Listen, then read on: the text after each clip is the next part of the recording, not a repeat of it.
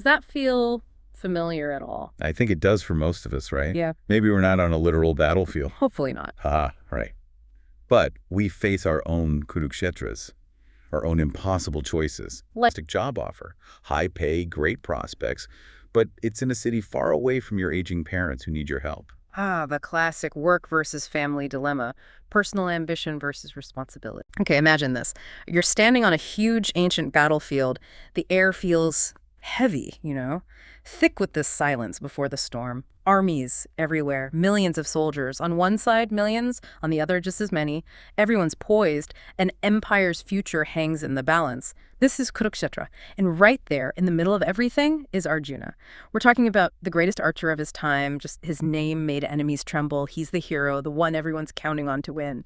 But then, right at this moment, the most critical point, something breaks. This incredible warrior just collapses. So today, our deep dive is going right into that moment. Chapter 1 of the Bhagavad Gita. It's called Arjuna Vyad Yoga. Yeah, which translates roughly as the yoga of Arjuna's sorrow and confusion. Yoga of sorrow. That seems odd, doesn't it? It does at first glance, but yoga here, it's not just about like the physical postures we might think of today. It means a path, a connection, a discipline even. And the Gita suggests that even our really tough times, the confusion, the pain, those can actually be a path. A path to what? To higher knowledge, Yeah. to understanding yourself better, finding connection even in, well, despair.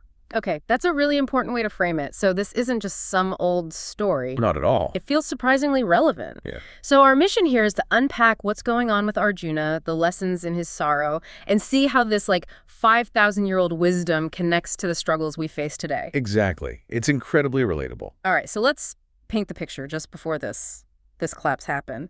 What was the scene like? Before the despair hit, that battlefield wasn't silent at all, right? It was loud. Oh, incredibly loud, a total cacophony. You had the conch shells blasting. Right, the famous ones, Krishna's Panchajanya. Arjuna's Devadatta, Bhima's Pandra, each one a unique sound announcing, we're here, battle is starting. It must have been terrifying. And drums, trumpets, just this overwhelming sound of war beginning. Definitely. And you have the two sides. The Pandavas, Arjuna's side, they're ready, resolute. And facing them, the Kauravas, led by Pitamaha Bhishma, this revered elder. They looked like this immovable ocean of warriors. A truly intimidating sight. Absolutely. The power on display was immense. And Arjuna, at that moment, what's his state? He's standing tall, holding Gandiva, his divine bow. Filled with pride. Yeah, a warrior's pride. He's surveying the enemy. This is supposed to be his moment of glory. So he turns to Krishna, who is his charioteer, but also much more. His friend, his guide, yeah. And his voice is strong. He says, Achyuta, that's a name for Krishna, place my chariot right between the two armies. I want a good luck. I want to see who's shown up to fight for this evil Duryodhana. It's a challenge, isn't it? Yeah. Full of confidence. And Krishna's reaction. Just this subtle smile, almost knowing. And he does it. He drives the chariot right into that no man's land between the armies. Then he turns to Arjuna and says, quite simply, Partha, another name for Arjuna, behold, see all the Kauravas assembled here. Take a really good look. Exactly, maybe prompting something deeper. And this is where everything changes for Arjuna. He looks. And it hits him. It's not just an army of faceless enemies. No. He sees Pitamaha Bhishma, his grandfather figure, the man who raised him. He sees Dronacharya, his guru, the one who taught him literally everything about archery, made him who he is. Right.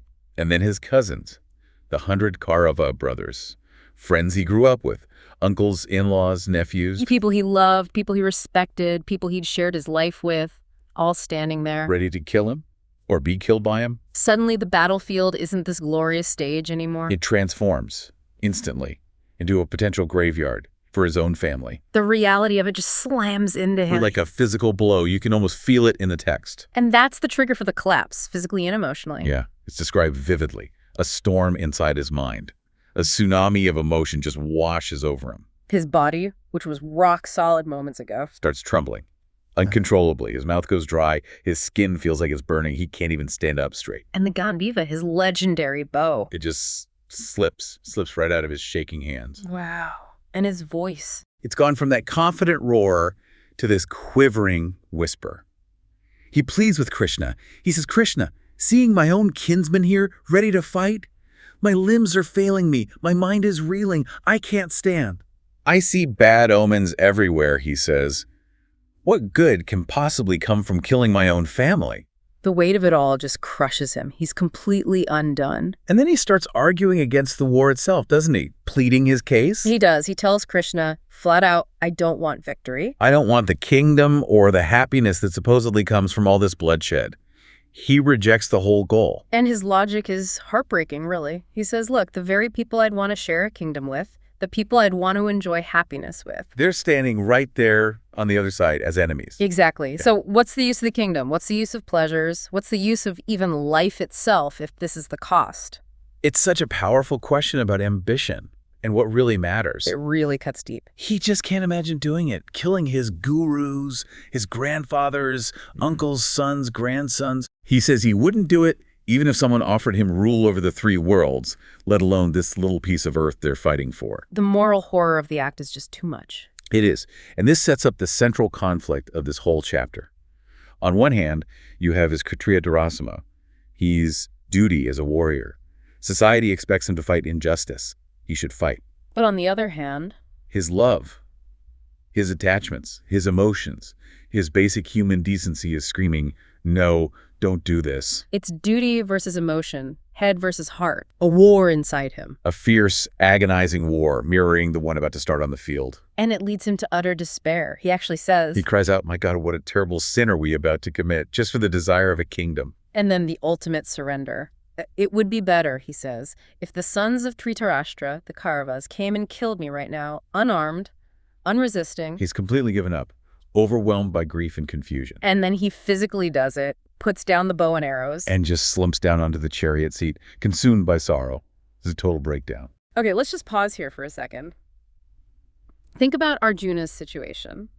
This impossible choice, duty pulling one way, love and morality pulling the other. Does that feel familiar at all? I think it does for most of us, right? Yeah. Maybe we're not on a literal battlefield. Hopefully not. Right.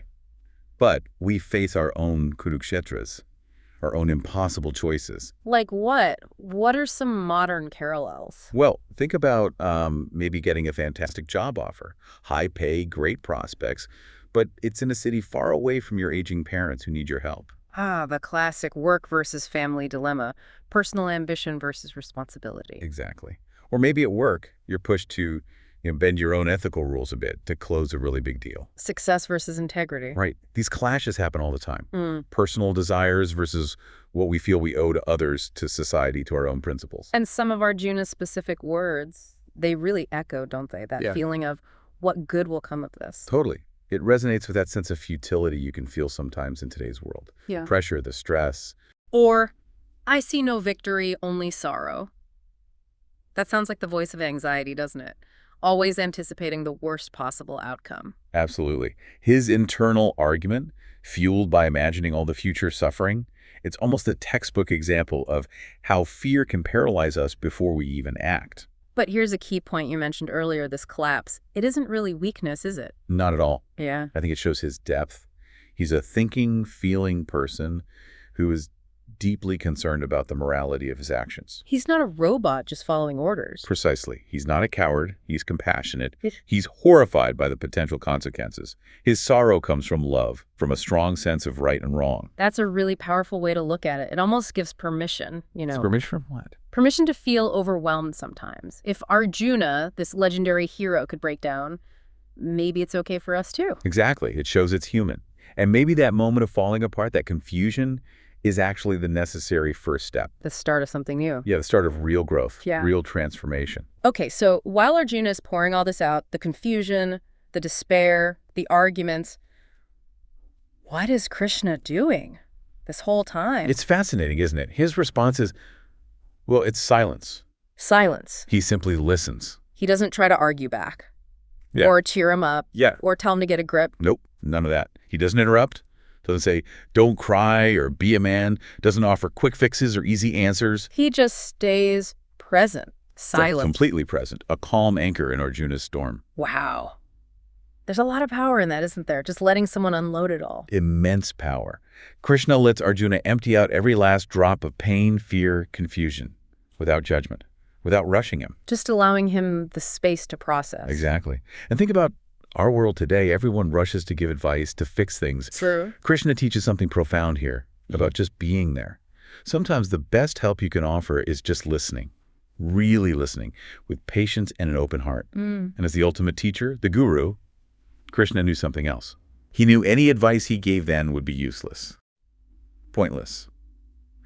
Arjuna's mind was too clouded, too overwhelmed. He had to get all out first. He had to reach a point of surrender, Oh. of readiness. Only then could he truly hear and receive wisdom.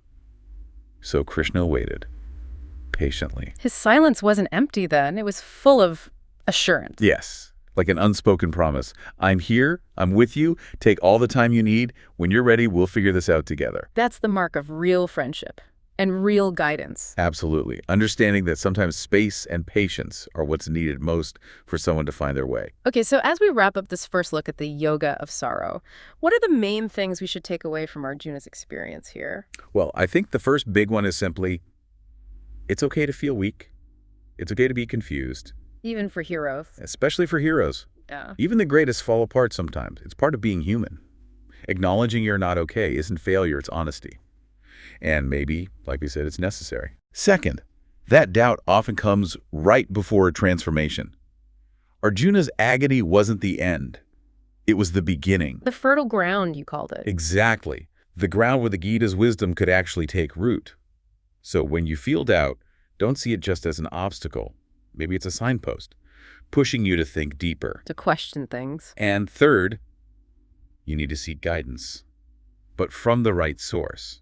Arjuna didn't just sit there stewing in his despair. No. Crucially, he turned to Krishna, someone he trusted implicitly, someone he knew had wisdom. So the first step towards getting clear is often reaching out. Reaching out to someone you trust, someone you respect, someone who can offer that blend of wisdom and presence we saw in Krishna. So Arjuna's journey is really just starting here. He's hit bottom, maybe, but he's surrendered. He's ready to listen. Ready to embark on this incredible journey towards understanding. So here's something to think about. When you face your own Kurukshetra, whatever that looks like for you, and you feel lost, confused. Don't panic.